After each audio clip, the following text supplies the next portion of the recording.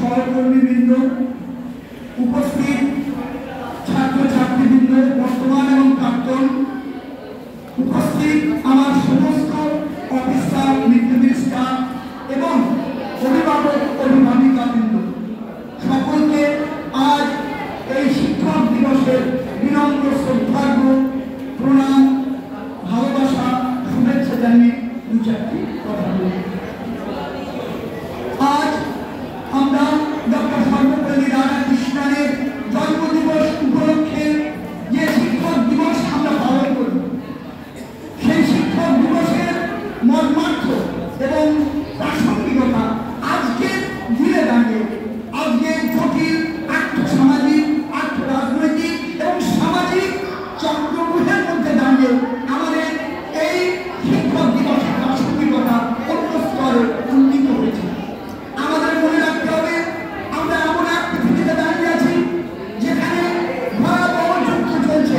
Russia Ukraine, Israel Iraq, Palestine Israel, নানা বিপদ, এমনকি ভারত পাকিস্তান কিছুদিন আগে যুদ্ধ হয়েছে এবং সামগ্রিকভাবে আপনারা দেখেছেন সম্প্রতি চায়না এবং রাশিয়া এবং নর্থ কোরিয়া একসঙ্গে তারা পরমাণু যুদ্ধের কেউ দিয়েছে, তারা ট্রায়াল যাকে বলে। সুতরাং সেই জায়গায় দাঁড়িয়ে একটা ভয়ঙ্কর পরমাণু যুদ্ধের মুখোমুখি আমরা কিন্তু দাঁড়িয়ে আছি। সেখানেই পরমাণু যুদ্ধ, তৃতীয় বিশ্বযুদ্ধ অবশ্যম্ভাবীভাবে প্রথাগত যুদ্ধ নয়, যা কোনো দেশই, পরমাণু শক্তিধর কোনো দেশই প্রথাগত যুদ্ধে হার হলেও তারা হার মেনে নিতে, এটা খুব স্বাভাবিক। ফলে পরমাণু যুদ্ধ অবশ্যম্ভাবী যদি তৃতীয় বিশ্বযুদ্ধ আদৌ শুরু হয়।